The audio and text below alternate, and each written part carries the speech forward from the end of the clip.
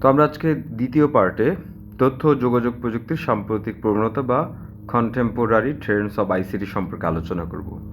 তো বাষ্পীয় শক্তির ব্যবহার দিয়ে প্রথম শিল্প বিপ্লবের শুরু হয়েছিল, আর বৈদ্যুতিক শক্তির ব্যাপক ব্যবহার ছিল কি দ্বিতীয় শিল্প বিপ্লব। তো ইলেকট্রনিক্স এবং তথ্য ও যোগাযোগ প্রযুক্তির ব্যবহার দিয়ে নতুন একটি মতান্তরে একাধিক শিল্প বিপ্লব শুরু হয়েছিল। তো যে সমস্ত দেশ আগের শিল্প বিপ্লবে অংশ নিয়েছিল তারা পরবর্তীকালে পৃথিবীর নেতৃত্ব দিয়েছিল। তো একই ধারাবাহিকতায় আমরা বলতে পারি যারা এই তথ্য যোগাযোগ প্রযুক্তির শিল্প বিপ্লবের অংশ নেবে তারা ভবিষ্যতে পৃথিবীর নেতৃত্ব দিবে। তথ্য ও যোগাযোগ প্রযুক্তির এই বিকাশ পৃথিবীর সকল মানুষের জীবনকে কোনো না কোনোভাবে স্পর্শ করেছে। তো এই প্রযুক্তিটি মানুষের বুদ্ধিবৃত্তির উপর অনেকখানি নির্ভর করে। কাজের প্রথমবারের মতো এটি পৃথিবীর ধনী দরিদ্র, সম্পদশালী কিংবা সম্পদহীন, অগ্রসর অথবা অনগ্রসর সকল জাতির জন্য সমান সুযোগের সৃষ্টি করেছে। যে জাতি যতটুকু অগ্রাসী হয়ে এই প্রযুক্তিকে গ্রহণ করবে সেই জাতি তত লাভবান হবে। তা আসার কথা হচ্ছে সীমিত সামর্থ্যের মধ্য থেকেও আমাদের দেশ ডিজিটাল বাংলাদেশ হিসেবে এই প্রযুক্তি বাস্তবায়ন করার চেষ্টা করে যাচ্ছে। তথ্য ও যোগাযোগ প্রযুক্তির সাম্প্রতিক প্রবণতা যেসব ক্ষেত্রকে খুব বেশি প্রভাবিত করেছে সেগুলোর নিচে বর্ণনা করা হলো। সেটা হচ্ছে আর্টিফিশিয়াল ইন্টেলিজেন্স। তো চিন্তা শক্তি, বুদ্ধি কিংবা বিশ্লেষণ ক্ষমতা মানুষের সহজাত ছিল।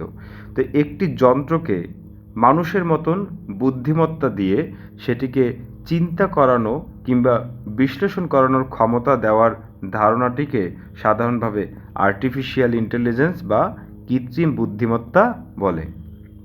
তো কিছুদিন আগেও কৃত্রিম বুদ্ধিমত্তা বা আর্টিফিশিয়াল ইন্টেলিজেন্স ছিল দূর ভবিষ্যতের একটি কাল্পনিক বিষয়, কিন্তু অতি সম্প্রতি এই দূরবর্তী ভবিষ্যতের বিষয়টি আমাদের দৈনন্দিন জীবনের অংশ হতে শুরু করেছে। তার প্রধান কারণ পৃথিবীর মানুষ ডিজিটাল বিশ্বে এমনভাবে সম্পৃক্ত হয়েছে যে হঠাৎ করে অচিন্তনীয় পরিমাণ ডেটা সৃষ্টি হয়েছে এবং সেই ডেটাকে প্রক্রিয়া করার মতো ক্ষমতাশালী কম্পিউটার আমাদের হাতে চলে এসেছে। তো এই ডেটা বা তথ্যকে প্রক্রিয়া করার জন্য অনেক সময় সাধারণ কম্পিউটার প্রোগ্রাম যথেষ্ট নয়। এমন অ্যালগোরিদম বা পদ্ধতি প্রয়োজন যার মাধ্যমে কম্পিউটার চিন্তা করে কোনো সমাধান বের করতে পারে এবং পরিবর্তিত পরিস্থিতির সাথে নিজেকে খাপ খাইয়ে নিতে পারে, ঠিক যেমনটা মানুষ বা অন্যান্য বুদ্ধিমান প্রাণী করে থাকে। তো এই ধরনের পদ্ধতি এবং অ্যালগোরিদম নিয়েই আর্টিফিশিয়াল ইন্টেলিজেন্স কাজ করে থাকে আর কি। তো আর্টিফিশিয়াল ইন্টেলিজেন্সের আওতায় বেশ কিছু ক্ষেত্র রয়েছে, যার মধ্যে উল্লেখযোগ্য হচ্ছে মেশিন লার্নিং, রোবোটিক্স, তারপরে আছে কি computer vision, natural language processing NLP. Natural language processing মানে হচ্ছে এনএলপি, তা স্পিচ প্রসেসিং ইত্যাদি।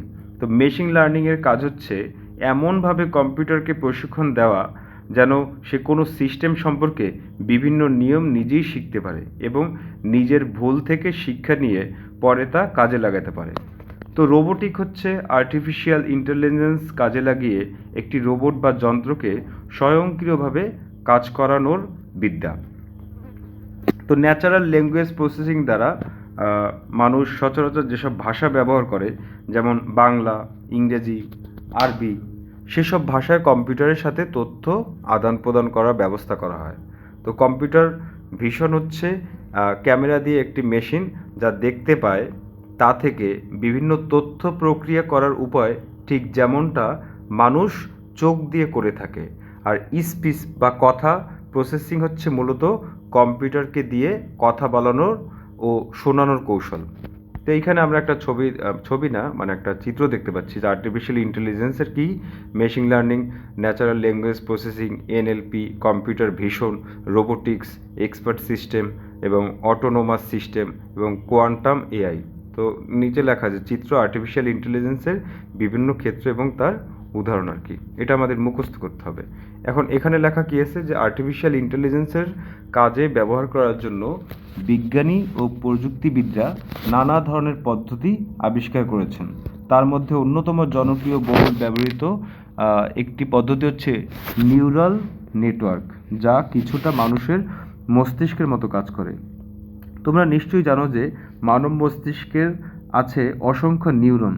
অসংখ্য কি? মানুষের মস্তিষ্কে আছে অসংখ্য নিউরন, যার পরস্পরের সাথে তথ্য আদান প্রদান করে বলেই মানুষ চিন্তা করতে পারে এবং বিভিন্ন অনুভূতি বোধ করতে পারে। তো কম্পিউটারের জন্য গাণিতিকভাবে এমন কিছু কৃত্রিম নিউরন তৈরি করা হয় যাকে পারসেপট্রন বলা হয়ে থাকে। তো এই কৃত্রিম নিউরনগুলোকে বিভিন্ন স্তরে সাজিয়ে এদের মধ্যে যোগাযোগ স্থাপন করে যে নেটওয়ার্ক তৈরি করা হয় তাকেই হচ্ছে নিউরাল নেটওয়ার্ক বলে। তো নিউরাল নেটওয়ার্কের কাজ হচ্ছে কিছু ইনপুট থেকে একটা নির্দিষ্ট আউটপুট কিভাবে পাওয়া যেতে পারে তেমন একটা ফাংশন শেখা। সাধারণত একটা নিউরাল নেটওয়ার্কের তিনটি স্তর থাকে। কি থাকে? তিনটে স্তর। একটা হচ্ছে ইনপুট স্তর, একটা হচ্ছে লুক্কায়িত স্তর বা হিডেন লেয়ার, মানে গোপন থাকে, আর একটা হচ্ছে কি আউটপুট স্তর। তো নাম শুনিয়ে বোঝা যাচ্ছে যে ইনপুট আর আউটপুট স্তরের কাজ হচ্ছে কম্পিউটারকে যে ফাংশনটা শেখানো হবে বা যথাক্রমে তার ইনপুট গ্রহণ করা ও আউটপুট প্রদান করা। এবার যে কোনো ইনপুটের জন্য সঠিক আউটপুটটা পেতে হলে লুকায়িত স্তরের মানগুলো কিভাবে পরিবর্তন করতে হবে সেটা ঠিক করার জন্য একটা প্রক্রিয়া ব্যবহার করা হয়। তো নিউরাল নেটওয়ার্কটিকে অনেক ধরনের ইনপুট দিয়ে প্রশিক্ষণ দিতে থাকলে সে ধীরে ধীরে লুকায়িত স্তরের সঠিক মানগুলো শিখে যায়, যা ব্যবহার করে পরবর্তীতে তাকে নতুন কোনো ইনপুট দিলেও সে তার জন্য সঠিক আউটপুট দিতে পারবে। যত বেশি ডেটা দিয়ে প্রশিক্ষণ দেওয়া হবে নিউরাল নেটওয়ার্কটি তত ভালো কাজ করবে। তো লুকায়িত স্তরের সংখ্যা একটা না রেখে অনেকগুলো স্তর ব্যবহার করলে বেশ জটিল ফাংশন শেখা সম্ভব। তো এই প্রক্রিয়াকে বলা হয় ডিপ লার্নিং, এবং ডিপ লার্নিংয়ের সাহায্যে ইদানিং হচ্ছে কম্পিউটার দ্বারা বেশ কঠিন সব সমস্যার সমাধান হচ্ছে, যা আজ থেকে 10-12 বছর আগেও ভাবা যেত না।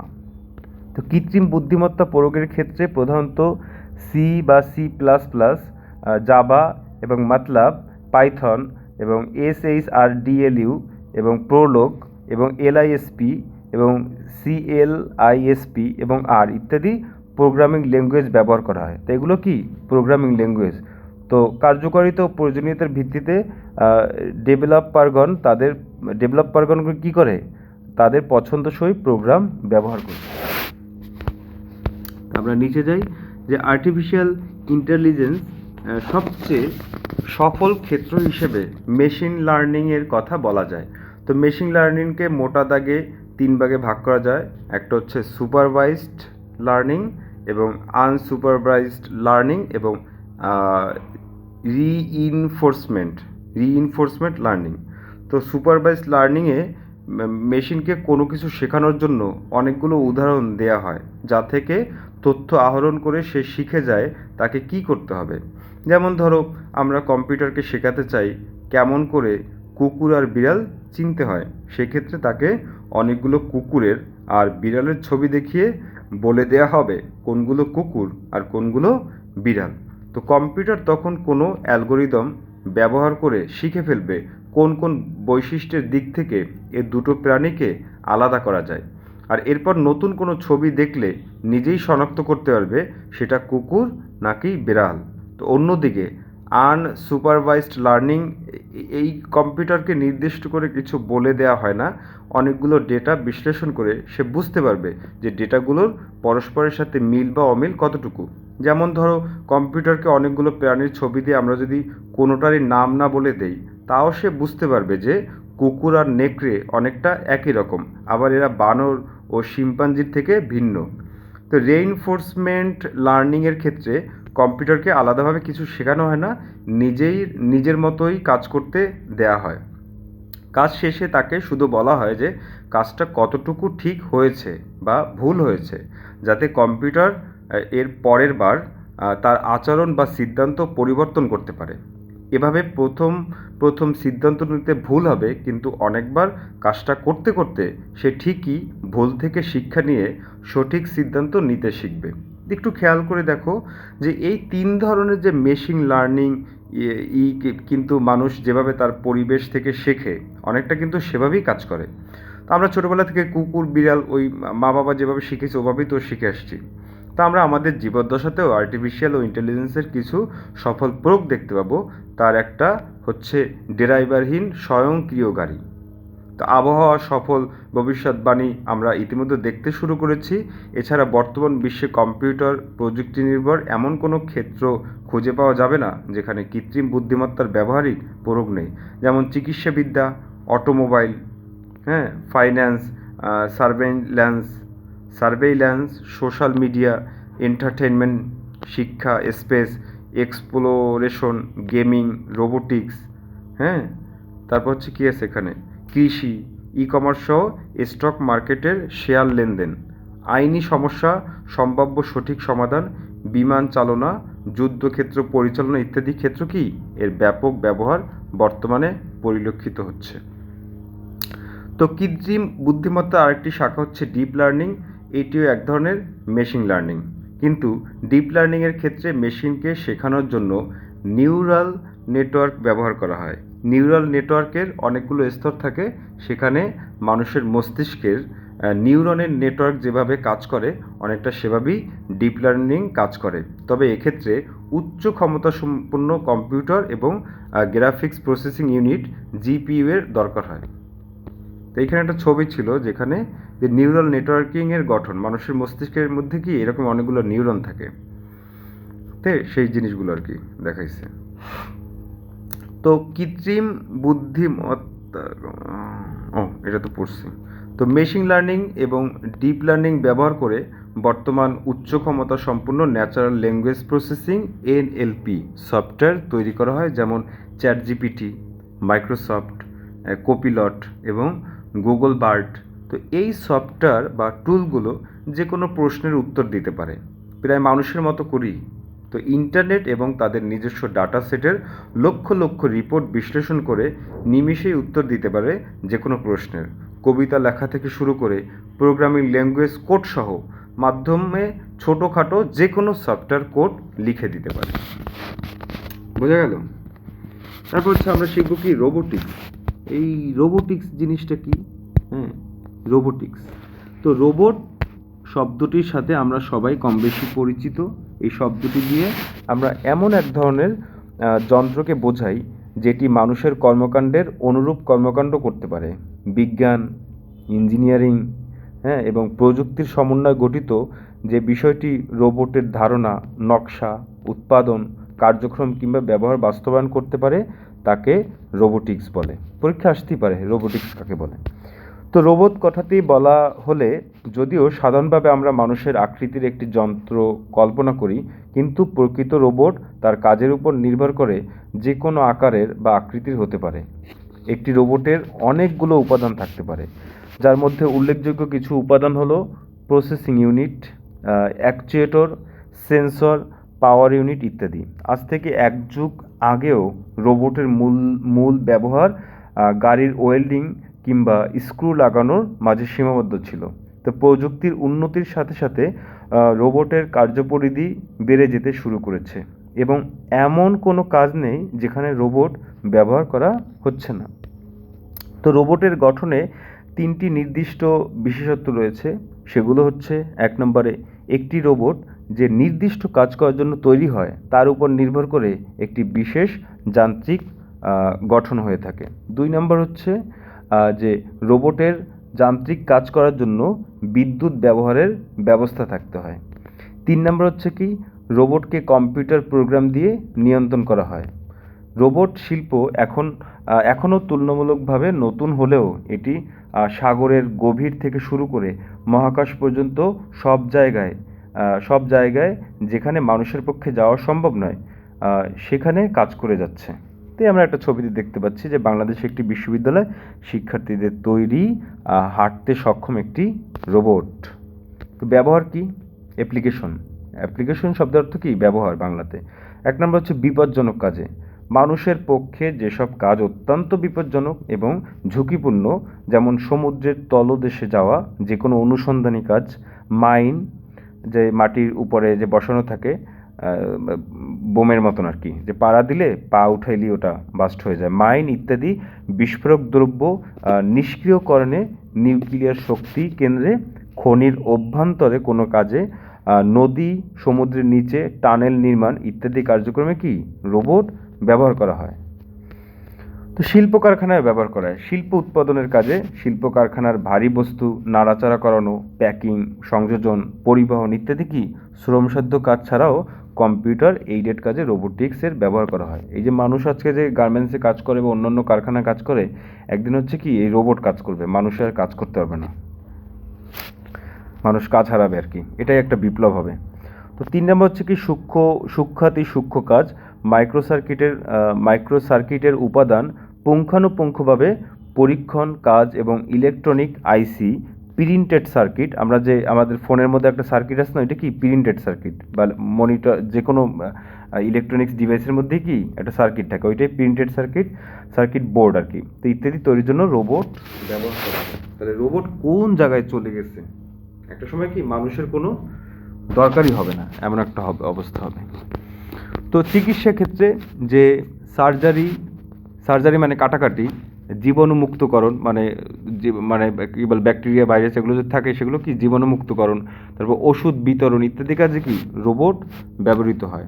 সামরিক ক্ষেত্রে বিস্ফোরক দ্রব্য শনাক্তকরণ, বোমা নিষ্ক্রিয়করণ মানে নষ্ট করে ফেলা, যুদ্ধক্ষেত্রে এবং অন্যান্য মিলিটারি অপারেশনে রোবট ব্যবহার হয়।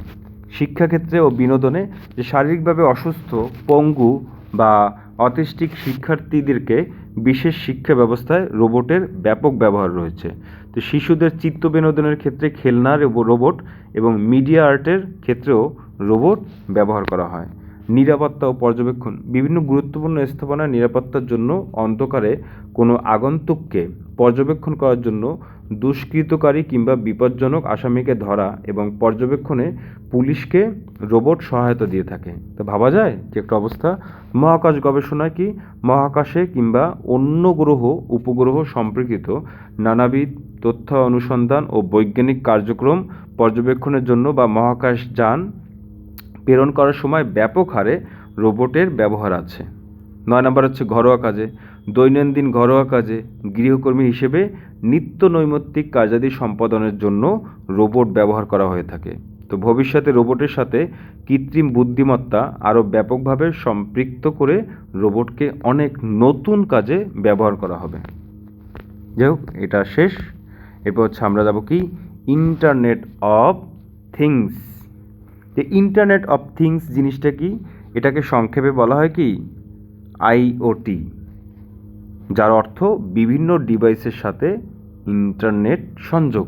তো বিভিন্ন প্রয়োজনীয় যন্ত্র বা ডিভাইসকে অটোমেটিক করার জন্য এসবের মধ্যে ছোট কম্পিউটার সিস্টেম সংযুক্ত থাকে, যার সাথে ইন্টারনেটের সংযোগ দিলে তাকে ইন্টারনেট সংযোজিত জিনিসপত্র বা আইওটি বলা হয়। উদাহরণ হিসেবে বলা যায় যে আমাদের ঘরের বিভিন্ন ইলেকট্রনিক যন্ত্রপাতি যেমন টিভি, ফ্রিজ, লাইট, ফ্যান ইত্যাদি কি ইন্টারনেটের সাথে সংযুক্ত থাকলে যে কোনো স্থান থেকে ইন্টারনেটের মাধ্যমে এগুলো নিয়ন্ত্রণ বা ব্যবহার ইত্যাদি সহ যে কোনো ধরনের কাজ করা যায়, তাই না? ওই যে যেমন সিসি ক্যামেরা। এর ফলে সময় বাঁচে, দক্ষ কার্যকরভাবে কাজ সম্পন্ন করা যায়, ব্যয় সাশ্রয় হয়। সাম্প্রতিক সময়ে ইন্টারনেট অফ থিংস বা আইওটি নিয়ে বিশ্বব্যাপী ব্যাপক আলোচনা চলছে। যেমন 5G নেটওয়ার্ক প্রচলিত হওয়ার কারণে দ্রুত এবং আরও নির্ভরযোগ্য ইন্টারনেট সংযোগ চালু হচ্ছে, রিয়েল টাইম ডেটা প্রসেসিং সক্ষমতা তৈরি হচ্ছে এবং আইওটি এর জন্য নতুন সম্ভাবনার দ্বারে উন্মোচিত হচ্ছে। ধারণা করা হচ্ছে যে 2030 সাল নাগাদ 32.1 বিলিয়ন ডিভাইসে ইন্টারনেট অফ থিংস সংযুক্ত হবে, যা 2023 সালে 15.9 বিলিয়ন ছিল। তো আইওটি এমন একটি নেটওয়ার্ক যা বিভিন্ন ডিভাইসকে ডেটা আদান প্রদানের জন্য সংযুক্ত করে মানুষকে বিভিন্ন কাজে সাহায্য করতে পারে। এটা হলো মূলত নেটওয়ার্ক, প্রোগ্রাম, সেন্সর আর মেশিনের সমন্বয়ে গঠিত একটি সিস্টেম, যেটা দিয়ে ডিভাইসগুলো একে অপরের সঙ্গে যোগাযোগ করতে পারে এবং ডেটা বিনিময় করতে পারে। প্রচলিত ইন্টারনেট মানুষকে কেন্দ্র করে বিকাশ লাভ করেছে, যাকে মনুষ্যকেন্দ্রিক ইন্টারনেটও বলা হয়। আর বর্তমানে ইন্টারনেট শুধুমাত্র মানুষ নয়, বস্তু জগৎকেও সংযুক্ত করছে। তো উদাহরণ হিসেবে স্মার্ট ফ্রিজের কথা বলা যেতে পারে। স্মার্ট ফ্রিজ, দ্য আইওটি প্রযুক্তি বাস্তবায়ন করা গেলে স্মার্ট ফ্রিজ হবে এমন একটি যন্ত্র যা নিজে থেকেই ভেতরে প্রয়োজনীয় খাদ্য আছে কিনা তা শনাক্ত করতে সক্ষম হবে। তবে এক্ষেত্রে ফ্রিজের ভেতরে ক্যামেরা স্থাপন করা হবে, যা ফ্রিজের ভেতরের অবস্থার পরিদর্শন করে ব্যবহারকারীকে টেক্সটে বা এসএমএসের মাধ্যমে সামগ্রিক অবস্থা জানাবে। প্রয়োজনে ব্যবহারকারীর পক্ষে সুপার মার্কেটে অর্ডার প্লেস করতে পারবে। তো পরিবেশ সুরক্ষা থেকে শুরু করে কৃষিক্ষেত্র পর্যন্ত সব কিছুতে ইন্টারনেট অফ থিংস প্রভাব বিস্তার করছে। কৃষিক্ষেত্রে যখন কোনো সময় কোনো ধরনের ভূমিতে কোনো ফসল চাষ করা উচিত এবং কোন ধরনের সার ব্যবহার করা উচিত, সার ব্যবহারের নিয়মাবলী, পোকামাকড় দমনে কীটনাশক ব্যবহার সহ পোকামাকড়ের ট্র্যাপ বা ফাঁদ সৃষ্টি করে নিয়মাবলী পোকামাকড় দমনে কীটনাশক ব্যবহার সহ পোকামাকড়ের ট্র্যাপ বা ফাঁদ সৃষ্টি করে তা নিয়ন্ত্রণ করা এবং ব্রিজের টোল আদায় থেকে শুরু করে ব্রিজের রক্ষণাবেক্ষণের কাজ পরিচালনা নিয়ন্ত্রণ করা, চিকিৎসা সেবায় ব্যবহৃত যন্ত্রপাতি নিয়ন্ত্রণ থেকে শুরু করে রোগীদের জন্য কখন কোন ওষুধের দরকার তাও বলে দিতে পারে ইন্টারনেট অফ থিংস ডিভাইস। বোঝা গেল ব্যাপারটা? এবং মহাকাশ অভিযান, এখন আমরা যাব কোথায়? মহাকাশ অভিযানে, স্পেস এক্সপ্লোরেশন। তো মহাকাশচারী সহ কিংবা মহাকাশচারী ছাড়াই কোনো মহাকাশযান যখন পৃথিবীর মাধ্যাকর্ষণ শক্তির বাঁধন কাটিয়ে পৃথিবী পৃষ্ঠ থেকে কমপক্ষে 100 কিলোমিটার উপরে, একদম পৃথিবী থেকে কি উপরে বায়ুমণ্ডলের বাইরে যায়, আমরা সেটাকে মহাকাশ অভিযান বলে থাকি, যেমন রকেট। তো মহাকাশ অভিযানের কয়েকটি মাইল ফলকের মাঝে উল্লেখযোগ্যগুলো হলো 1957 সালের 4 অক্টোবরে মহাকাশে প্রথম উপগ্রহ স্পুটনিক উৎক্ষেপণ এবং 1961 সালের 12 এপ্রিল প্রথম মানুষ এবং উরি গ্যাগারিনের মহাকাশ অভিযান এবং 20 জুলাই 1969 প্রথম মানুষের চাঁদে অবতরণ। এগুলো কিন্তু খুব ইম্পর্টেন্ট। তো 2 ডিসেম্বর 1971 প্রথম মঙ্গল গ্রহে মার্স 3 এবং অবতরণ এবং 12 এপ্রিল 1981 প্রথম স্পেস শাটল উৎক্ষেপণ। তো এর ভেতরে চাঁদের অবতরণ এবং স্পেস শাটল উৎক্ষেপণ ছিল মার্কিন যুক্তরাষ্ট্রের, অন্যগুলো ছিল তৎকালীন সোভিয়েত ইউনিয়নের, মানে ওই রাশিয়ার। তো মহাকাশ অভিযান করার জন্য একটি মহাকাশযানকে ঘন্টায় প্রায় 30,000 মাইল গতিবেগ অর্জন করতে হয়, যেটি শব্দের গতি থেকে কি প্রায় 8 গুণ বেশি। এর জন্য একাধিক রকেটকে নিখুঁতভাবে নিয়ন্ত্রণ করতে হয়। তো আমরা আরেকটু নিচে যাই। তো আমরা এইখানে দেখতে পাচ্ছি পৃথিবীকে ঘিরে মহাকাশ স্টেশন। বোঝা গেল যে এখানে স্থাপন করা হইলো এটা। তো এটা উপরেও টানতেছে, নিচেও টানতেছে, ও পড়ে যাচ্ছে না, ও একদম স্থির হয়ে আছে। এখানে মানুষ দাঁড়াইলেও কি একদম স্থির হয়ে দাঁড়াই থাকবে, মানে নিচেও যাবে না, মানে শূন্যের উপরে। তো মহাকাশচারী সহ একটি মহাকাশযানকে আবার পৃথিবীতে ফিরিয়ে আনতে হলে এই প্রচণ্ড গতিবেগ বায়ুমণ্ডলে প্রবেশ করার সময় বাতাসের ঘর্ষণের সৃষ্ট তাপকে বিকিরণ করে তার গতিবেগ আবার সহনশীল পর্যায়ে ফিরিয়ে আনতে হয়। তো এই পুরো প্রক্রিয়াটি সফলভাবে সম্পন্ন করার জন্য বিজ্ঞানীদের দীর্ঘকাল গবেষণা করতে হয়েছে। তো মহাকাশযানের গতিপথ নির্ণয়, যন্ত্রপাতি নিখুঁতভাবে পরিচালনা ও নিয়ন্ত্রণ এবং সর্বক্ষণ পৃথিবীর সাথে যোগাযোগ রক্ষা করার জন্য তথ্য ও যোগাযোগ প্রযুক্তির উপর পুরোপুরি নির্ভর করতে হয়।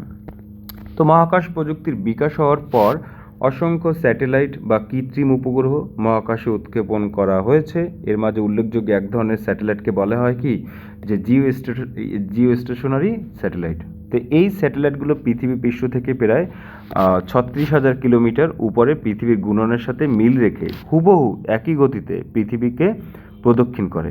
তাই জিও স্টেশনারি স্যাটেলাইটকে পৃথিবী থেকে আকাশের এক জায়গায় স্থির হয়ে আছে বলে মনে হয়। তো টেলিকমিউনিকেশনে ব্যবহার করার জন্য এটি প্রথম আবশ্যকীয় শর্ত। বঙ্গবন্ধু 1 নামে যে স্যাটেলাইটটি মহাকাশে স্থাপন করে বিশ্বের 57তম দেশ হিসেবে নিজস্ব স্যাটেলাইটের মালিকানা অর্জন করেছে।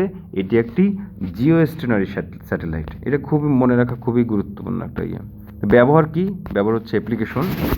তো ব্যবহার হচ্ছে বর্তমান বিশ্বে স্যাটেলাইট প্রযুক্তি অত্যন্ত প্রয়োজনীয় একটা প্রযুক্তি। শুনে অবিশ্বাস্য মনে হতে পারে, কিন্তু আমরা প্রতিনিয়ত আমাদের দৈনন্দিন জীবনে সরাসরি স্যাটেলাইট প্রযুক্তি ব্যবহার করি। আমাদের স্মার্টফোনে যে জিপিএস গ্লোবাল পজিশনিং সিস্টেম আছে, সেগুলো অসংখ্য স্যাটেলাইটের সিগন্যাল ব্যবহার করে কাজ করে। যখন আমরা টেলিভিশনে কোনো অনুষ্ঠান দেখি, সেগুলো অনেক সময় কি স্যাটেলাইট থেকে সম্প্রচার করা হয়। আমরা যখন দূর দেশে কথা বলি, অনেক সময় সেই কথাগুলো কি স্যাটেলাইটের ভিতর দিয়ে সেখানে যায়। মানে এইটা হচ্ছে ধর পৃথিবী, এইখানে ধর আমি, এইখানে ধর তুই, আর এইখানে হচ্ছে স্যাটেলাইট। তা আমি যখন কথা বলতেছি, তখন সেই ইয়াটা কোথায় যাবে? এই স্যাটেলাইটে যাবে। এই স্যাটেলাইট থেকে কোথায় যাবে? তোর কাছে যাবে আর কি। বুঝতে পারলি ব্যাপারটা? তো এরকম আর কি। তো এখানে লিখছে হচ্ছে স্যাটেলাইট থেকে সম্প্রচার করা হয়। আমরা যখন দূর দেশে কথা বলি, অনেক সময় সেই কথাগুলো কি স্যাটেলাইটের ভিতর দিয়ে সেখানে যায়। যখন সমুদ্রের নিম্নচাপ ঘূর্ণিঝড়ে রূপান্তরিত হয়, তখন আবহাওয়ার স্যাটেলাইটে তার নিখুঁত ছবি তুলে আমাদের সতর্ক করে দেয়। তো মহাকাশ গবেষণায় স্যাটেলাইট অনেক বড় ভূমিকা রেখেছে। যেমন হাবল টেলিস্কোপে তোলা গ্রহ নক্ষত্রের ছবি বিজ্ঞানের জগতে কি নতুন দিগন্তের সৃষ্টি করেছে। হাবল টেলিস্কোপ, হাবল, বুঝতে পারলি? এই আর কি অবস্থা। এবার তবে মহাকাশ অভিযানে প্রযুক্তিগত সমস্যা ছাড়াও মনুষ্য সৃষ্ট সমস্যাও আছে। যেমন মহাকাশে বিভিন্ন উচ্চতায় অসংখ্য পরিত্যক্ত এবং অকেজো মহাকাশযান কিংবা তাদের ভগ্নাংশ অচিন্তনীয় গতিবেগে পৃথিবীকে প্রদক্ষিণ করে যাচ্ছে, মানে অচল হয়ে গেছে। সেগুলোর সঙ্গে অন্য মহাকাশযানের সংঘর্ষে আশঙ্কা এখন একটি বাস্তব সমস্যা হয়ে দাঁড়াইছে। মানে যেগুলো চলমান, যেগুলো অকেজো, ভালোগুলো কি যদি এসে আঘাত করে বা সংঘর্ষ হয়, তখন তো ভালোগুলো ক্ষতিগ্রস্ত হবে। এগুলো নিয়ে কি এখন খুবই চিন্তিত বলা যায় তারা। তো সেগুলোর সঙ্গে অন্য মহাকাশযানের সংঘর্ষের আশঙ্কা এখন কি একটি বাস্তব সমস্যা হয়েছে। মহাকাশ অভিযান যে এখন শুধু মানুষের কল্যাণের জন্য করা হয়, সেটি সত্যি নয়। অনেক দেশই নানা ধরনের গোপন সামরিক তথ্য সংগ্রহের জন্য স্যাটেলাইটগুলো ব্যবহার করে আর কি। শুধু তাই নয়, যুদ্ধবাজ দেশগুলো মহাকাশ ভিত্তিক সামরিক বাহিনী গড়ে তোলার ঘোষণা দিয়েছে, যেটি সমস্ত পৃথিবীকে একটি বড় বিপদের ঝুঁকিতে ফেলে দিয়েছে। 2018 সালের 12ই মে বাংলাদেশ প্রথম স্যাটেলাইট বঙ্গবন্ধু স্যাটেলাইট 1 উৎক্ষেপণ করা হয়। ফলে নিজস্ব স্যাটেলাইট উৎক্ষেপণকারী দেশের তালিকায় 57তম দেশ হিসেবে বাংলাদেশের নাম যুক্ত হয়। তো এই স্যাটেলাইট স্থাপনের মূল উদ্দেশ্য হলো দেশের দুর্গম অঞ্চলগুলোতে টেলিযোগাযোগ স্থাপন, নিরবচ্ছিন্ন সম্প্রচার সেবা নিশ্চিত করা এবং প্রাকৃতিক দুর্যোগের সময় ফাইবার মানে হচ্ছে তন্তু আর কি, অপটিক মানে হচ্ছে আলো। তো ফাইবার অপটিক নেটওয়ার্ক বা ট্রান্সমিশন টাওয়ার ক্ষতিগ্রস্ত হলেও যোগাযোগ ব্যবস্থা যেন ব্যাহত না হয়, সেই ব্যবস্থা করা। ইতিমধ্যে আমরা এই উদ্দেশ্যসমূহ অর্জনে সক্ষম হয়েছি, মানে অপটিক্যাল ফাইবারের কথা বলা হয়েছে। এছাড়া যেসব জায়গায় ফাইবার অপটিক কেবল বা সাবমেরিন কেবল পৌঁছায়নি, সেসব জায়গায় এই স্যাটেলাইটের সাহায্যে ইন্টারনেট সংযোগ নিশ্চিত করা সম্ভব হয়েছে।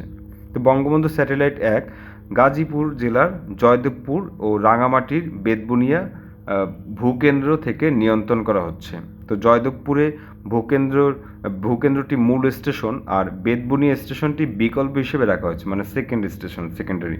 তো বর্তমানে বাংলাদেশ টেলিভিশন সহ বাংলাদেশের বিভিন্ন সংস্থা ও টিভি চ্যানেল এবং বিশ্বের আরও কয়েকটি দেশের টিভি চ্যানেল বঙ্গবন্ধু স্যাটেলাইট 1 থেকে ট্রান্সপন্ডার ভাড়া নিয়ে ব্যবহার করছে আর কি। ফলে বৈদেশিক মুদ্রা যেমন সাশ্রয় হচ্ছে এবং বৈদেশিক মুদ্রা অর্জিত হচ্ছে। ইতিমধ্যে বর্তমান সরকার বঙ্গবন্ধু স্যাটেলাইট 2 উৎক্ষেপণের উদ্যোগও গ্রহণ করেছে। তো বঙ্গবন্ধু স্যাটেলাইট 2 উৎক্ষেপণ করা হলে আমাদের তথ্য ও যোগাযোগ প্রযুক্তি খাতে আরও ইতিবাচক পরিবর্তন আসবে।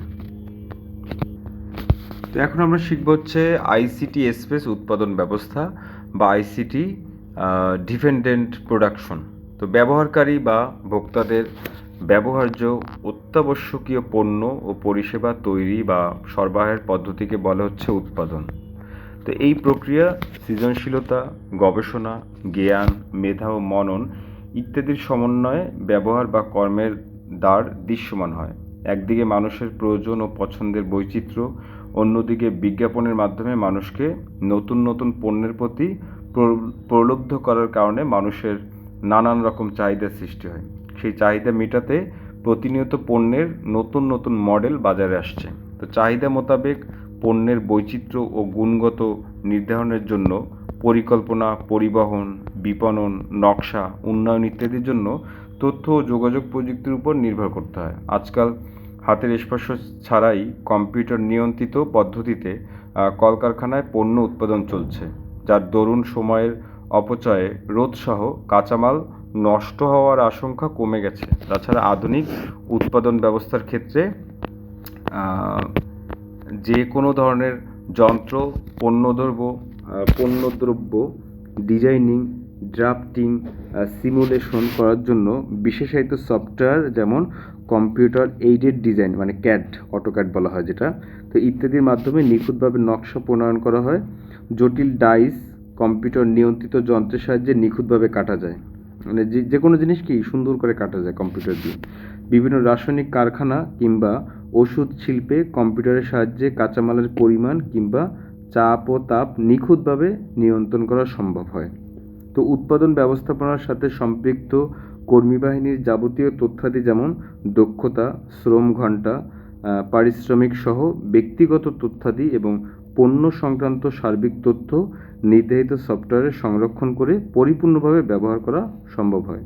তো একটি কারখানাকে পরিপূর্ণভাবে স্বয়ংক্রিয় করে সেটিকে 24 ঘন্টা কর্মক্ষম রাখা সম্ভব।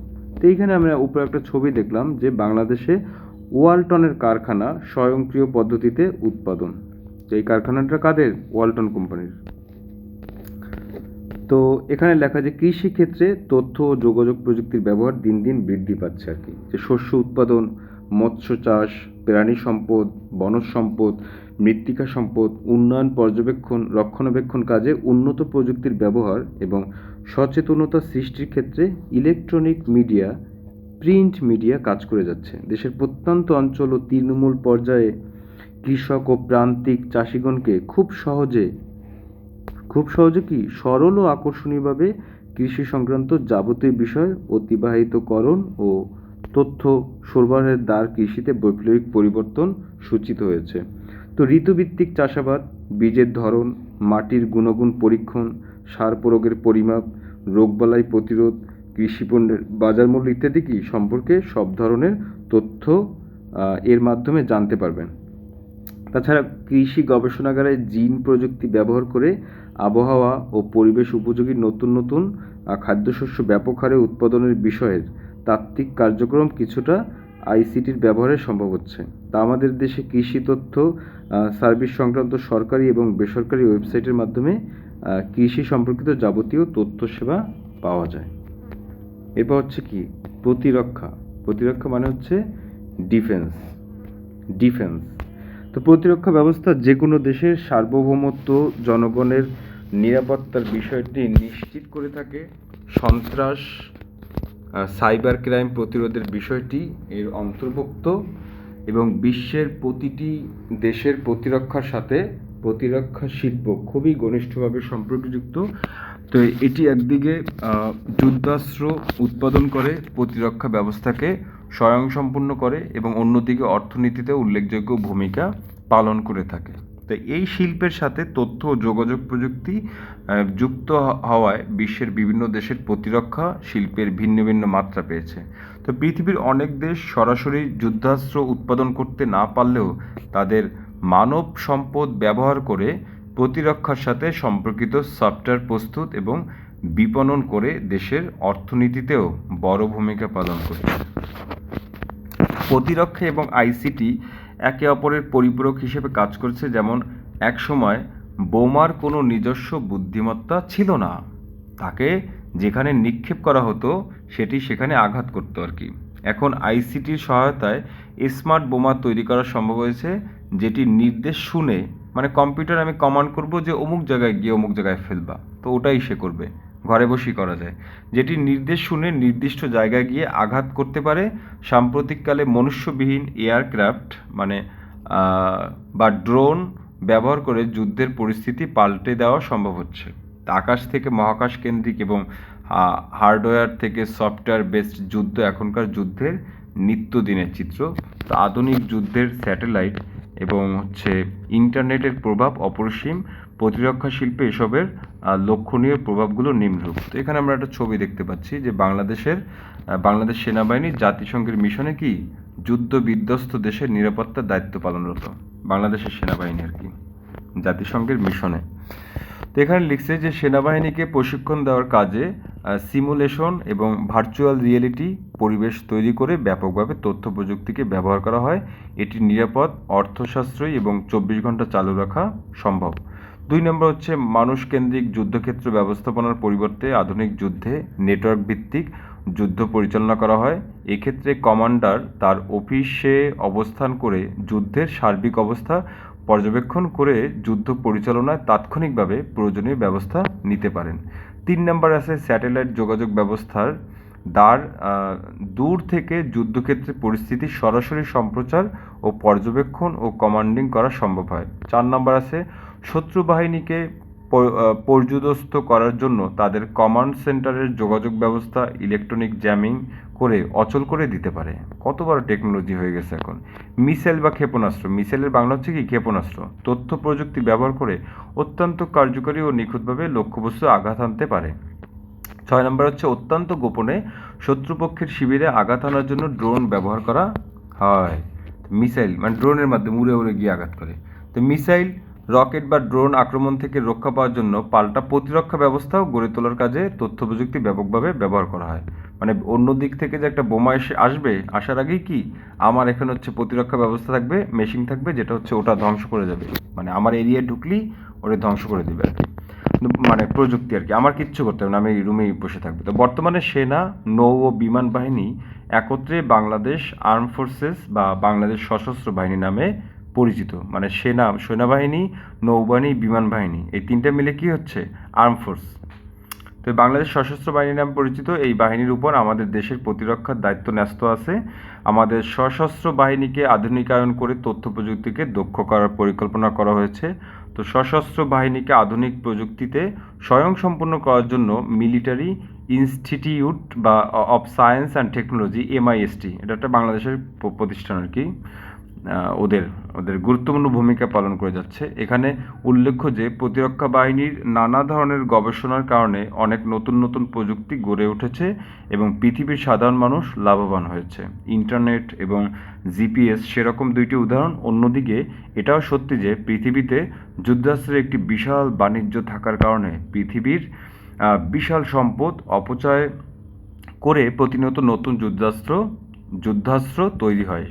সেই অস্ত্র প্রকৃত যুদ্ধ অবস্থার পরীক্ষা করার জন্য নির্দিষ্ট সময়ের পরে পরে পৃথিবীর নানা প্রান্তে যুদ্ধ লাগিয়ে রাখার দুর্ভাগ্যজনিত উদাহরণও রয়েছে। এরপর আমরা আসবো বায়োমেট্রিক কি? মানুষের দৈহিক গঠন বা আচরণের বৈশিষ্ট্য পরিমাপের ভিত্তিতে কোনো ব্যক্তিকে অদ্বিতীয়ভাবে শনাক্ত করার জন্য ব্যবহার প্রযুক্তিকে বায়োমেট্রিক বলে। একজন মানুষের সাথে অন্য মানুষের আচরণ বা গাঠনিক বৈশিষ্ট্য কখনোই একরকম হবে না। বৈশিষ্ট্যতার ভিন্নতায় বায়োমেট্রিকের প্রকারভেদও কি দুই রকম বা দুই প্রকার। এই যে আমরা একটা ছবিতে দেখতে পাচ্ছি যে আঙ্গুলের রেখা শনাক্ত করার যন্ত্রের ব্যবহার। শরীরবৃত্তীয় একটা, আরেকটা হচ্ছে কি আরেকটা নিচে, যাই হোক আমরা পরে যাই ওটা। তো একটা হচ্ছে কি শরীরবৃত্তীয় বায়োমেট্রিক পদ্ধতি, আঙ্গুলের ছাপ শনাক্তকরণ মানে ফিঙ্গারপ্রিন্ট যেটাকে বলা হয়। তো পৃথিবীতে প্রকৃতিগতভাবে প্রতিটি মানুষের আঙুলের ছাপ ভিন্ন, অর্থাৎ একজনের সাথে অন্য আরেকজনের আঙুলের ছাপ মিল নেই। তো একজনের টিপসই কখনোই অন্যজনের সাথে খাপ খাবে না। তো ফিঙ্গারপ্রিন্ট রিডারে কারো আঙ্গুলের ছাপ দেওয়ার পর ছাপটির ছবি কম্পিউটার ডেটাবেজে সংরক্ষিত হয়ে যায়। তো ফিঙ্গারপ্রিন্ট মেশিনটি আঙ্গুলের রেখার বিন্যাস, আমরা আঙ্গুলের যদি তাকাই দেখব যে অনেকগুলো কি গোল গোল দেয়া আঙ্গুলের রেখার বিন্যাস, ত্বকের টিস্যু এবং ত্বকের নিচে রক্ত সঞ্চালনের উপর ভিত্তি করে ইলেকট্রোম্যাগনেটিক পদ্ধতিতে আঙ্গুলের ছাপচিত্র তৈরি হয়। এবং হাতের রেখা শনাক্তকরণে যে হ্যান্ড জিওমেট্রি, তো এই পদ্ধতিতে হাতের আকার, পুরুত্ব, হাতের রেখার বিন্যাস ও আঙুলের দৈর্ঘ্য বিশ্লেষণ করে নিরাপত্তা নিশ্চিত করা যায়। তবে কায়িক পরিশ্রম করে এমন মানুষ, বিশেষ করে শ্রমিকদের ক্ষেত্রে এ পদ্ধতি খুব বেশি কার্যকর নয়। তাছাড়া হাতে কিছু লেগে থাকলেও এ পদ্ধতি কার্যকারিতা সেভাবে পরিলক্ষিত হয় না। মানে যারা হচ্ছে রিকশাওয়ালা, ওই যে রিকশা চালায় বা ইট টানে, তাদের হাতের অবস্থা কি একদম উঠে মুঠে যায়, তো তাদের ক্ষেত্রে কি এগুলো কার্যকর হয় না। আইরিশ শনাক্তকরণ, আইরিশ স্ক্যানিং, এ পদ্ধতিতে চোখের মণি, যে আমাদের যে চোখের যে কালো অংশটা, কালোর মাঝখানে ছোট্ট একটা ইয়ে আছে, ওইটা হচ্ছে মণি। তো এই পদ্ধতিতে চোখের মণির চারপাশে বেষ্টিত রঙিন বলয় বা আইরিশ বিশ্লেষণ করে শনাক্তকরণের কাজ সম্পন্ন করা হয়। তো শনাক্তকরণের জন্য সময়ও তুলনামূলকভাবে কম লাগে এবং সূক্ষ্মতাও গ্রহণযোগ্য মাত্রায় হয়ে থাকে। তবে কন্টাক্ট লেন্স পরা থাকলে এ পদ্ধতি সবসময় কি কার্যকরী নাও হতে পারে। মুখমণ্ডলের অবয়ব শনাক্তকরণ, মানে ফেস রেকগনিশন। তো এই পদ্ধতিতে পুরো মুখমণ্ডলের ছবি তুলে শনাক্ত করা হয়। আগে থেকে রক্ষিত স্যাম্পল ম্যানের সাথে যার মুখমণ্ডলের আকৃতি তুলনা করা হবে, তার ছবি ক্যামেরার মাধ্যমে ধারণ করে সেটি তুলনা করা হয়। যেমন বাংলাদেশ কোনো এক ক্রিমিনাল, সে হচ্ছে এয়ারপোর্ট থেকে পালাচ্ছে, তো এয়ারপোর্ট থেকে যখন ঢুকবে তখন হচ্ছে ক্যামেরা তাকে স্ক্যান করে কি ওখানে মেসেজ দেবে যে এরকম একজন ক্রিমিনাল সে ঢুকছে আর কি, পরবর্তীতে পুলিশ এসে অ্যারেস্ট করে। তো ডিএনএ পর্যবেক্ষণ, ডিএনএ টেস্ট, সেটা হচ্ছে ডিএনএ মানে ডিঅক্সিরাইবো নিউক্লিক অ্যাসিড টেস্টের মাধ্যমে যে কোনো ব্যক্তিকে অত্যন্ত নিখুঁতভাবে প্রশ্নতীতভাবে শনাক্ত করা যায় যে মানব শরীরের যে কোনো উপাদান, যেমন রক্ত, চুল, আঙুলের নখ, মুখের লালা হতে ডিএনএর নমুনা সংগ্রহ করা হয়। এরপর এগুলো গঠন প্রকৃতি শনাক্তের দ্বারা ম্যাপ বা ব্লুপ্রিন্ট বায়োলজিক্যাল ডেটাবেস সংরক্ষণে করা হয়। পরবর্তীকালে নমুনা নিয়ে পূর্ববর্তী ডেটার সাথে মিলিয়ে কোনো ব্যক্তিকে অদ্বিতীয়ভাবে শনাক্ত করা যায়। এবার এই যে খ নম্বর আছে কি আচরণগত বিহেভিয়ারাল বায়োমেট্রিক্যাল পদ্ধতি। কিবোর্ডের টাইপিং গতি যাচাইকরণ, টাইপিং কি স্ট্রোক ভেরিফিকেশন, মানে কিবোর্ডের কিংবা এ জাতীয় কোনো ইনপুট ডিভাইসে তার গোপনীয় কোড কত দ্রুত টাইপ করে দিতে পারে তার পূর্বের সময়ের সাথে মিলিয়ে কোনো ব্যক্তিকে শনাক্তকরণের কাজ সম্পন্ন করা হয়। হাতে করা স্বাক্ষর যাচাইকরণে, মানে সিগনেচার ভেরিফিকেশন, এটি একটি বহুল ব্যবহৃত ও দীর্ঘদিনের প্রচলিত পদ্ধতি। এ পদ্ধতিতে কোনো ব্যক্তিকে শনাক্তকরণের ক্ষেত্রে স্বাক্ষরের আকার, ধরন, লেখার গতি, সময়, লেখার মাধ্যমের যেমন কলম, পেন্সিল ইত্যাদি চাপকে যাচাই করে শনাক্ত করা যায়। এবার হচ্ছে কণ্ঠস্বর যাচাইকরণ, মানে ভয়েস রিকগনিশন, যে এই পদ্ধতিতে ব্যবহারকারীর কণ্ঠস্বরকে মাইক্রোফোনের মাধ্যমে ধারণপূর্বক কম্পিউটার প্রোগ্রামিংয়ের সাহায্যে ইলেকট্রনিক সিগন্যালে রূপান্তর করে ডেটাবেজে সংরক্ষণ করা হয়। পরবর্তীকালে ভয়েস রেকর্ডারের মাধ্যমে ব্যবহারকারীর কণ্ঠস্বর রেকর্ড করা হয় এবং পূর্বের ধারণকৃত কণ্ঠস্বরের সাথে তুলনা করে শনাক্তের কাজ সম্পন্ন করা হয়। তো এই পদ্ধতিতে ব্যক্তির সর্দি কাশি হলেও শনাক্তকরণে বিঘ্নের সৃষ্টি হয়, মানে সর্দি কাশি হলে কি কণ্ঠ চেঞ্জ হয়ে যায় না, এটা বুঝেছে আর কি, বিঘ্নের সৃষ্টি হয় আর কি। বায়োমেট্রিক প্রযুক্তি ব্যবহারের ক্ষেত্রসমূহ, যে মৃতদেহ শনাক্তকরণ, অপরাধী শনাক্তকরণ মানে ক্রিমিনাল, পিতৃত্ব বা মাতৃত্ব শনাক্তকরণ, ছোটবেলায় ছেলে হারাই গেছে, মেয়ে হারাই গেছে, সেগুলো একসময় খুঁজে বের করছে যে এটাই হ্যাঁ এরই ছেলে এ বা এরই মেয়ে এ। তো জাতীয় পরিচয়পত্র, biometric passport, driving licence, voter নিবন্ধন, এটিএম ও অনলাইন ব্যাংকিং, প্রবেশ নিয়ন্ত্রণ ও উপস্থিতি নির্ণয় আর কি, কম্পিউটার বা mobile phone log in, e commerce ও স্মার্ট কার্ড ইত্যাদি বায়োমেট্রিক প্রযুক্তির কি ব্যবহার হয়ে থাকে। এরপর আছে কি বায়ো ইনফরমেটিক্স হচ্ছে জীববিজ্ঞান, কম্পিউটার সায়েন্স, ইনফরমেশন ইঞ্জিনিয়ারিং, গণিত এবং পরিসংখ্যানের সমন্বয়ে গঠিত একটি বিষয়। মূলত এই বিষয়টির জন্ম হচ্ছে জীববিজ্ঞানের বিশাল পরিমাণ ডেটা সংরক্ষণ এবং সঠিকভাবে প্রক্রিয়া করে সেগুলো ব্যাখ্যা করার জন্য। তো বায়ো ইনফরমেটিক্স প্রথম বড় সাফল্য এসেছিল যখন 13 বছরে দীর্ঘ প্রচেষ্টার পর মানব জিনোম প্রথম সিকোয়েন্স করা হয়েছিল এবং সেই তথ্য অনলাইনে প্রকাশিত হয়েছিল যেন সারা পৃথিবীর বিজ্ঞানীরা সেটি পেতে পারে। এখন প্রযুক্তির উন্নয়নের কারণে কয়েক ঘন্টার ভেতরে পুরো মানব জিনোম সিকোয়েন্স করা সম্ভব। বায়ো ইনফরমেটিক্সের আরেকটি গুরুত্বপূর্ণ ক্ষেত্র হচ্ছে ক্যান্সারের উপরে গবেষণা। ভবিষ্যতে প্রত্যেকটা মানুষের জন্য আলাদাভাবে তার নিজস্ব ওষুধ ব্যবহৃত হবে, সেটিও সম্ভব হবে বায়ো ইনফরমেটিক্সের গবেষণার ফলে। তো তো প্রোটিনের গঠন বহুদিন থেকে বিজ্ঞানীদের জন্য গুরুত্বপূর্ণ বিষয়। বায়ো ইনফরমেটিক্স এই ব্যাপারেও মূল গবেষণায় বড় ভূমিকা পালন করেছে বা করছে। তো বিজ্ঞানে একটি অত্যন্ত গুরুত্বপূর্ণ বিষয় হচ্ছে বিবর্তন। এই বিবর্তনের রহস্য উন্মোচনে বায়ো ইনফরমেটিক্স অনেক বড় একটি ভূমিকা পালন করেছে। তো সাধারণত নিচের 4টি ভিন্ন শাখা, উপাদান ও কৌশলের সমন্বয়ে বায়ো ইনফরমেটিক্স পদ্ধতি কাজ করে থাকে। 1 নম্বর হচ্ছে আণবিক জীববিদ্যা ও মেডিসিন, এবং হচ্ছে ডেটাবেজ এবং প্রোগ্রাম এবং গণিত ও পরিসংখ্যান। আণবিক জীববিদ্যা ও মেডিসিন কি? ডেটা উৎস বিশ্লেষণে কাজ করে। ডেটাবেজ কি? নিরাপদ ডেটা সংরক্ষণ ও ডেটা রিট্রিভ করা আর কি। প্রোগ্রাম কি? উপাত্ত বিশ্লেষণ, অ্যালগোরিদম, আর যার মাধ্যমে বায়ো ইনফরমেটিক্স কঠোরভাবে সুনির্দিষ্ট করা হয়। এবং 4 নম্বর হচ্ছে গণিত ও পরিসংখ্যান, এর সাহায্যে সম্ভাব্যতা যাচাই করা হয়।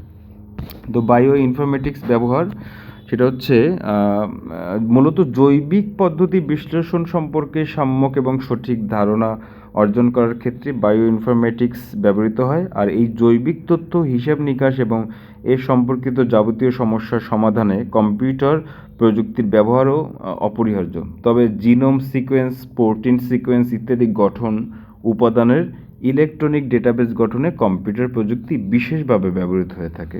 এছাড়াও মলিকুলার মেডিসিন, জিন থেরাপি, এগুলো মেডিকেল সায়েন্স আর কি, ওষুধ তৈরিতে, বর্জ্য পরিষ্কারণে, জলবায়ু পরিবর্তন গবেষণায়, বিকল্প শক্তির উৎস সন্ধানে, জীবাণু অস্ত্র তৈরিতে, ডিএনএ ম্যাপিং ও অ্যানালাইসিস এবং জিন ফাইন্ডিং এবং প্রোটিন মিথস্ক্রিয়া পর্যবেক্ষণে কি বায়ো ইনফরমেটিক্স ব্যবহৃত হয়। এই জেনেটিক ইঞ্জিনিয়ারিং কি, এটা সম্পর্কে বুঝতে হবে। আমরা জানি প্রতিটি জীবদেহে অসংখ্য ক্ষুদ্র কোষ দিয়ে গঠিত। তো প্রত্যেকটি কোষের মাঝে থাকে ক্রোমোজোম, যেগুলো তৈরি হয় ডিএনএ মানে deoxyribo nucleic acid double helix দিয়ে। এইখানে দেখা যাচ্ছে একটা ক্রোমোজোম, এটা এই ক্রোমোজোম আর কি এটা। তারপরে এইটা হচ্ছে নিউক্লিয়াস, হ্যাঁ, এবং হচ্ছে এটা ডিএনএর ডাবল হেলিক্স, মানে এই যে দুইটাই এরকমের আঁকা বাঁকা এবং তার মধ্যে কি এইরকমের টান দেয়া, হ্যাঁ। তো এই যে দুই পাশে দুইটা, এটার কি ডাবল হেলিক্স ডিএনএর। তো এখানে প্রত্যেকটি কোষের মাঝে থাকে ক্রোমোজোম, যেগুলো তৈরি হয় ডিএনএ মানে deoxyribo nucleic acid double helix দিয়ে। তো এই ডিএনএর ভেতরে ক্ষুদ্র অংশ সেই প্রাণীর জীবনের বৈশিষ্ট্যকে বহন করে এবং সেগুলো জিন হিসেবে পরিচিত। এই জিন আবার ওই জিন এক না, হ্যাঁ, এই জিন আবার ইয়ের জিন। তো জিন হিসেবে পরিচিত একটি ক্রোমোজোমে অসংখ্য জিন থাকতে পারে। মানবদেহে 20,000 থেকে 30,000 জিন রয়েছে, এটা জানতে হবে। তো এই ধরনের এক সেট জিনকে জিনোম বলা হয়। এই ধরনের এক সেট জিনকে কী বলা হয়? জিনোম। তো জিনোম হলো জীবের বৈশিষ্ট্যের নকশা বা বিন্যাস। জিনোম সিকোয়েন্স দিয়ে বোঝায় যে কোষের সম্পূর্ণ ডিএনএ বিন্যাসের ক্রম। জিনোম যত দীর্ঘ হবে তার ধারণ করাও তথ্য তত বেশি হবে। তো জিনোমের উপর নির্ভর করে ওই প্রাণী বা উদ্ভিদের বৈশিষ্ট্য কীরূপ হবে। যেহেতু একটি জিন হচ্ছে একটা প্রাণীর বৈশিষ্ট্যের বাহক, তাই কোনো প্রাণীর জিনোমের কোনো একটি জিনকে পরিবর্তন করে সেই প্রাণীকে কোনো একটি বৈশিষ্ট্য পরিবর্তন করা সম্ভব। যেহেতু জিনগুলো আসলে ডিএনএর একটি অংশ, তাই একটা জিনকে পরিবর্তন করতে হলে ল্যাবরেটরিতে ডিএনএর সেই অংশটুকু কেটে আলাদা করে অন্য কোনো প্রাণী বা ব্যাকটেরিয়া থেকে আরেকটি জিন কেটে এনে সেখানে লাগিয়ে দিতে হয়। গবেষণার মাধ্যমে যখন একটা জিন পরিবর্তন করে সেখানে অন্য জিন লাগানো হয়, তাকে বলা হচ্ছে কি রিকম্বিনেন্ট ডিএনএ বা আরডিএনএ, হ্যাঁ। এসব আরডিএনএ সমৃদ্ধ জীবকোষকে বলা হচ্ছে কি জেনেটিক্যালি মডিফাইড অর্গানিজম বা জিএমও। তো জিন জোড়া লাগানো বা রিকম্বিনেন্ট ডিএনএ বা আরডিএনএ সত্যিকার অর্থে কী কাজে যথাযথভাবে ব্যবহার করা যায় সেটি বের করার জন্য বিজ্ঞানীরা প্রতিনিয়ত গবেষণা করে যাচ্ছে। তো বস্তুত জিন প্রযুক্তির এই অত্যাধুনিক শাখার উদ্দেশ্য হচ্ছে কোনো জীবের নতুন ও কাঙ্ক্ষিত বৈশিষ্ট্যের পরিবর্তনের লক্ষ্যে ওই জীবের জিন পৃথক করে অন্য জীবের জিনের সাথে সংযুক্ত করে নতুন জিন বা ডিএনএ তৈরি করা। তাই জেনেটিক ইঞ্জিনিয়ারিংয়ের সংজ্ঞা হিসেবে আমরা বলতে পারি যে জীবদেহে জিনোমকে প্রয়োজন অনুযায়ী সাজিয়ে কিংবা একাধিক জীবের জিনোমকে একজোড়া লাগিয়ে নতুন জীবকোষ সৃষ্টির কৌশলই হচ্ছে জেনেটিক ইঞ্জিনিয়ারিং। তো উচ্চ ফলনশীল জাতের ধান ও অন্যান্য ফসল এবং প্রাণীর জিনের সাথে সাধারণ জিন জোড়া লাগিয়ে নতুন ধরনের আরও উচ্চ ফলনশীল বা হাইব্রিড জাতের শস্য, প্রাণী ও মৎস্য সম্পদ উৎপাদিত হয়েছে। এটি সহজ ভাষায় জেনেটিক ইঞ্জিনিয়ারিং আর কি। এখানে আমরা ওই উপরে একটা ছবি দেখছিলাম যে বাংলাদেশ ধান গবেষণা ইনস্টিটিউট উদ্ভাবিত বেগুন রঙের ধান। ভাবা যায় কীভাবে করে ফেলছে এরা। তো জেনেটিক ইঞ্জিনিয়ারিংয়ের ব্যবহার ও প্রয়োজনীয়তা।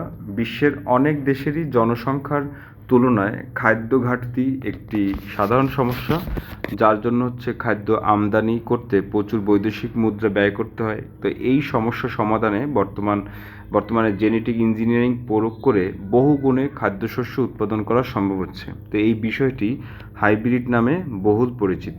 প্রাণীর আকার এবং মাংস বৃদ্ধি, দুধে আমিষের পরিমাণ বাড়ানো, এই ধরনের কাজ করেও খাদ্য সমস্যা মেটানোর চেষ্টা করা হচ্ছে।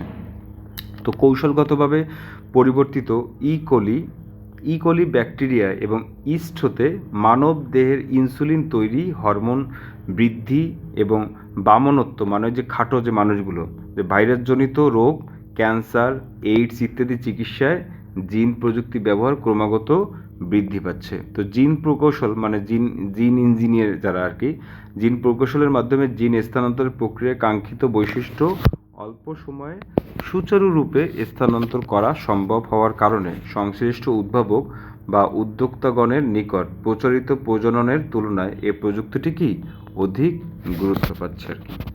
তা আমাদের দেশেও এই প্রযুক্তির উপর বাংলাদেশ ধান গবেষণা ইনস্টিটিউট, পাট গবেষণা ইনস্টিটিউট, আখ গবেষণা ইনস্টিটিউট, এগুলো কি আলাদা আলাদা বেশ কিছু সংস্থা কাজ করে অনেক উচ্চ ফলনশীল জাতের শস্য বীজ উৎপাদন করছে। এসব বীজ ব্যবহার করে শস্য কয়েক গুণ বেশি হারে উৎপাদন সম্ভব হচ্ছে।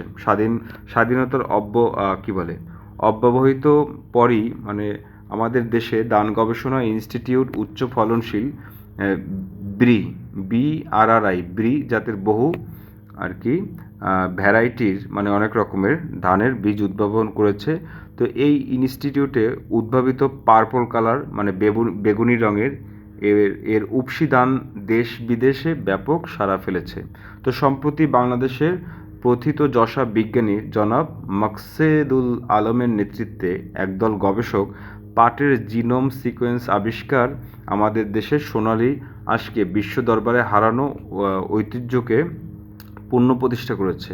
এছাড়াও ভুট্টা, ধান, তুলা, টমেটো, পেঁপে সহ অসংখ্য ফসলের উৎপাদন বৃদ্ধি, রোগ প্রতিরোধ ক্ষমতা বাড়ানো, আগাছা সহিষ্ণু করা, পোকামাকড় প্রতিরোধী করা এবং বিভিন্ন জাতের মৎস্য সম্পদ বিশেষত মাগুর মাছ, কার্প মাছ, তেলাপিয়া মাছ ইত্যাদি বৃদ্ধির জন্য জিন প্রকৌশলকে কাজে লাগানো হচ্ছে।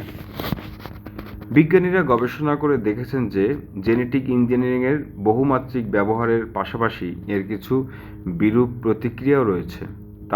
তার মাঝে উল্লেখযোগ্য হচ্ছে জীববৈচিত্র্য অস্বাভাবিক পরিবর্তনের কারণে জীবজগতে মারাত্মক বিপর্যয় সৃষ্টি, অনৈতিক বা অযাচিতভাবে জিনের স্থানান্তর, মানবদেহে প্রয়োগযোগ্য অ্যান্টিবায়োটিক ওষুধের কার্যকারিতা হ্রাস ও অ্যালার্জির উদ্ভব কিংবা ভয়ানক ও জীববিধ্বংসী প্রজাতি বা ভাইরাস উদ্ভাবনের কি আশঙ্কা ইত্যাদি। এরপর আমরা শিখব হচ্ছে ন্যানো টেকনোলজি। তো 10⁻৯ মিটারকে ন্যানোমিটার বলা হয়, খুবই ক্ষুদ্র ন্যানোমিটার বলে, এবং বিজ্ঞান এবং প্রযুক্তি ব্যবহার করে 1 থেকে 100 ন্যানোমিটার আকৃতির কোনো কিছু তৈরি করা এবং ব্যবহার করাকে ন্যানো টেকনোলজি বলে। এই আকৃতির কোনো কিছু তৈরি করা হলে তাকে সাধারণত কি ন্যানো পার্টিকেল বলে। ক্ষুদ্র আকৃতির জন্য ন্যানো পার্টিকেলের পৃষ্ঠদেশের পরিমাণ তুলনামূলকভাবে অনেক বেশি, সেজন্য রাসায়নিকভাবে অনেক বেশি ক্রিয়াশীল হয়ে থাকে। শুধু তাই নয়, একটি দ্রব্যের বড় আকৃতিতে যে ধর্ম বা গুণাগুণ থাকে তাকে হচ্ছে ন্যানো পার্টিকেল হলে তার ভেতর কোয়ান্টাম পদার্থ বিজ্ঞানের প্রভাব দেখা যেতে শুরু করে বলে সেই ধর্ম বা গুণগত পরিবর্তনশীল দেখা দিতে পারে। উদাহরণ দেওয়ার জন্য বলা যায় যে অনেক ধাতুর কাঠিন্য ন্যানো আকৃতিতে সাধারণ অবস্থা থেকে 7 গুণ বেশি হতে পারে। তো এই কারণে এই ন্যানো পার্টিকেল নিয়ে বিজ্ঞানীরা বিশেষভাবে কৌতূহলী। এখানে আমরা দেখতে পাচ্ছি যে 60টি কার্বন পরমাণু দিয়ে তৈরি ন্যানো পার্টিকেল, অনেক ছোট, অনেক ছোট। তো রসায়নবিদেরা অনেক দিন থেকে ন্যানো ব্যাসার্ধের পলিমার তৈরি করে আসছেন এবং ইন্টিগ্রেটেড সার্কিটের চিপস তৈরি করার সময় প্রযুক্তিবিদেরা সেখানে ন্যানো আকৃতির ডিজাইন করে আসছে। যে আগে অনেক একটা পার্টস ছিল কি অনেক বড়, এটা ক্ষুদ্র করতে করতে কত ছোট করে ফেলছে, যেমন মোবাইলের মধ্যে ছোট ছোট পার্টস। কিন্তু শুধু সাম্প্রতিক সময়ে ন্যানো পার্টিকেল তৈরি এবং ব্যবহার করার জন্য প্রয়োজনীয় টুল তৈরি হয়েছে এবং ন্যানো পার্টিকেলের জগৎ সত্যিকারের অর্থে উন্মুক্ত হয়েছে।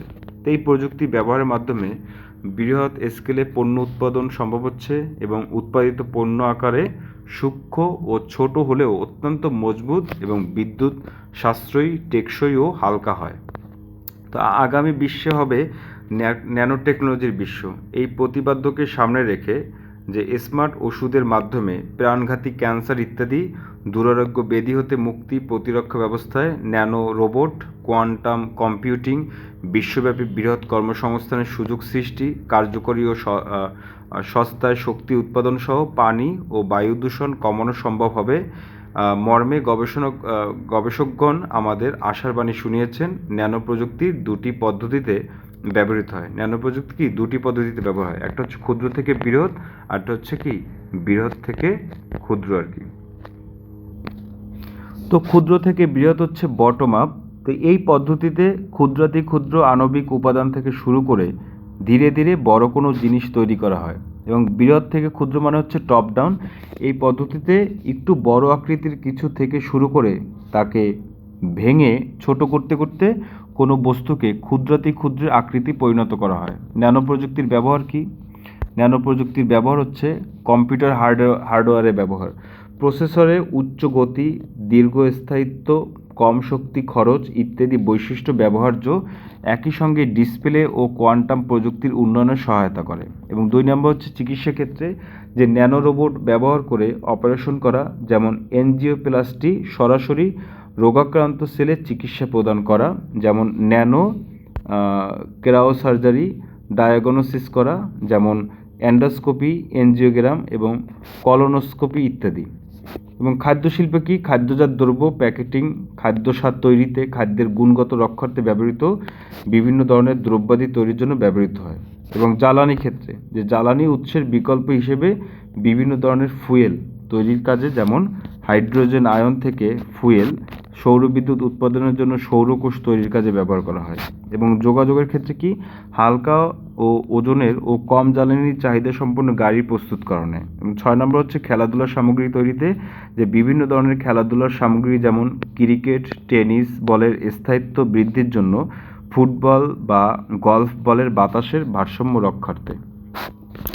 তারপর কি আছে যে বায়ু দূষণ রোধে, যে শিল্প কারখানা ক্ষতিকর রাসায়নিক বর্জ্যকে নানা পার্টিকেল ব্যবহার করে অক্ষতিকর বস্তুতে রূপান্তর করে পানিতে নিষ্কাশিত করা, যেমন ট্যানারি শিল্পের বর্জ্যকে এই প্রযুক্তির, ট্যানারি মানে হচ্ছে চামড়া শিল্প, এই চামড়া শিল্পের বর্জ্যকে কি ময়লা কি করে এই প্রযুক্তির সাহায্যে দূষণমুক্ত করে নদীর পানির দূষণ প্রতিরোধ সহায়তা করে। তেমনিভাবে গাড়ি ও শিল্প কারখানার নির্গত বিষাক্ত ধোঁয়া ন্যানো পার্টিকেলের সহায়তায় দূষণমুক্ত গ্যাসে পরিণত করে বায়ু দূষণে রোধ করা যায়। 8 নম্বর হচ্ছে প্রসাধন শিল্পে প্রসাধনীতে জিঙ্ক অক্সাইডের ন্যানো পার্টিকেল যুক্ত হওয়ায় ত্বকের ক্যান্সার রোধ সম্ভব হয়েছে। সেই সাথে সানস্ক্রিন, যে মুখে যেটা মাখায় ওই যে রোদের কারণে, এবং ময়শ্চারাইজ তৈরির কাজে ব্যবহার্য রাসায়নিক পদার্থ তৈরির ক্ষেত্রে এবং অ্যান্টি এজিং ক্রিম তৈরিতেও ন্যানো টেকনোলজি ব্যবহার করা হয়।